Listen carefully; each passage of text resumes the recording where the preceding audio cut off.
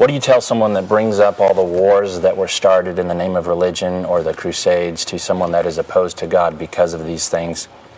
Second part, they say he also says that religion is just used to control people. So what would you tell someone about religion and crusades and wars? And I would say, number one, I don't apologize for church history because a lot of the people that are involved in these things are people who didn't know Jesus.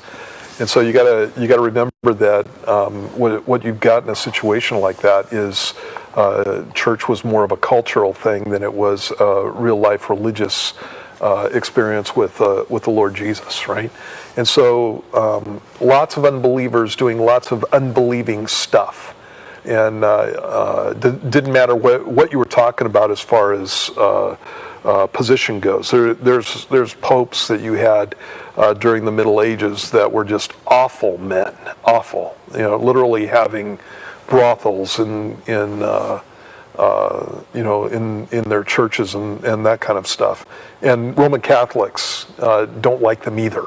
And so when you look at what was going on during the Middle Ages, I don't apologize for that. Having said that, you need to know something about history before you start spouting off like that. When you're talking about the Crusades, even though there were some wrong things done during the Crusades. So, for example, when the Crusaders were going down to Jerusalem, they actually attacked Constantinople, which was a Christian city at the time.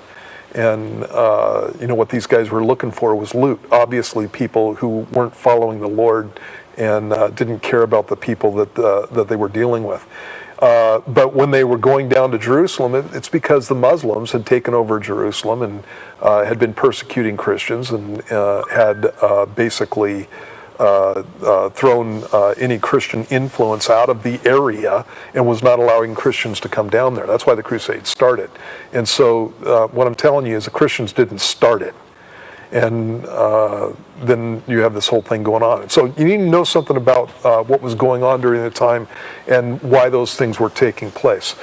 Having said all that, if you want to find somebody who's caused the most suffering on the planet, it has nothing to do with the church. You want to find people who've caused the most suffering on the planet, it's atheists that have done it. And so when you're talking about communism, for example, the 20th century is the most bloody century this planet has ever seen. And this stuff continues to go on. And so Stalin, for example, probably killed up to 66 million of his own people. He was a communist dictator in Russia, in the Soviet Union.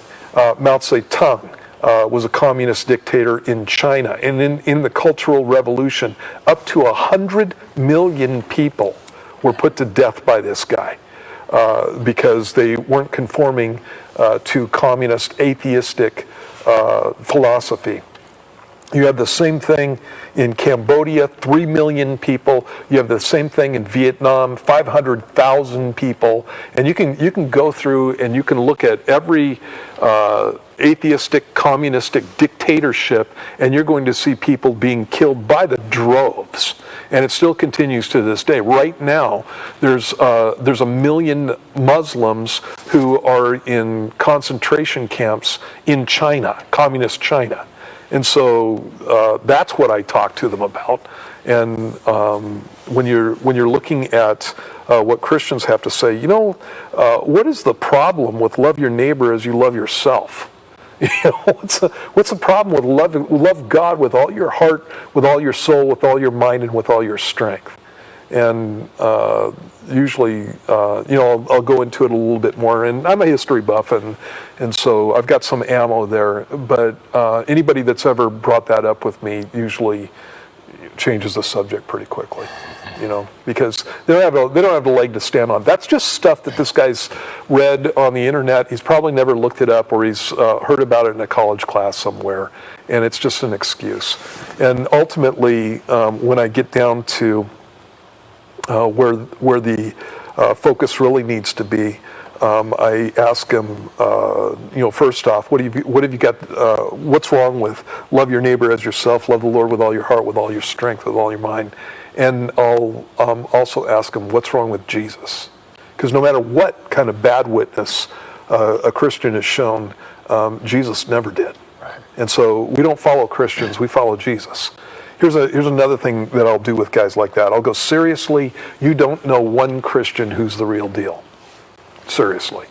And usually they'll have a grandma, or they'll have an aunt, an Aunt Phyllis or something, and they'll go, oh, well, and then I'll just go, give me a break. Stop looking at all the guys who are saying that they're Christians and they're not. Once you start looking at the people that you know are Christians, and then explain that one, and figure out what you're going to do with your life. So I don't have a lot of patience for that, but yeah. For the religion just used to control people, what are you saying about that? People think that churches are like mind control, almost like what the movies do with cults and stuff like that. What do you tell someone who thinks that? Well, when people have told me that I was brainwashed, I just told them I needed good brainwashing. My brain was filthy before I knew the Lord, and so. And I'll just flatly tell them, you need a good brainwashing too, besides having your mouth washed out, because usually that's the case. I worked with construction guys who would pop off with this stuff, and so we had energetic conversations about these things. And so, again, when you're talking about mind control, what Jesus said about a relationship with God is that it doesn't control you in that sense. What it does is free you. Check this out. There's a passage in John chapter 8 where Jesus is talking, and let me see if I can find it here. He said, "If you abide in my word, then you are my disciples indeed, and you shall know the truth, and the truth shall make you free." And then he answered him and said, "We are Abraham's descendants and have never been in bondage to anyone.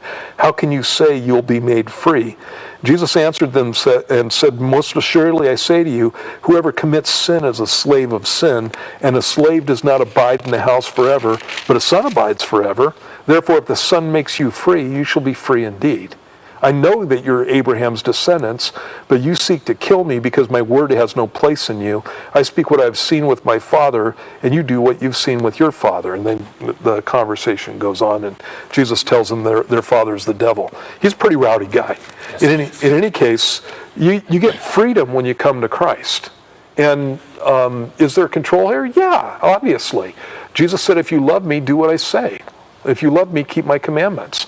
And what this guy wants to do is make us keep his commandments. And one of his commandments is that religion shouldn't be allowed. And so, it's like, what's up with that? I would rather be a follower of Jesus, be a slave to God, than a slave to man any day. Any day. Actually, there's a passage in the Old Testament where David had committed a sin, and God asked him what he wanted his consequences to be, and there were a couple of different consequences. One of them had to do with being under the hand of his enemies, and another one had to do with being under the punishment of God. And David goes, "God any day, any day. I'd rather have God because he's gracious and my enemies aren't. And so, God before man any old day." And so, again, when I'm having a conversation with somebody like that, that's where we go with it.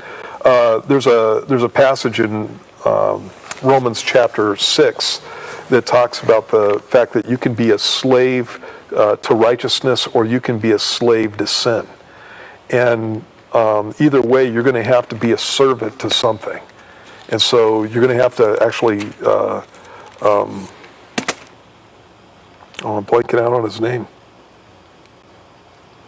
Bob Dylan had an album a long time ago. You're going to have to serve somebody.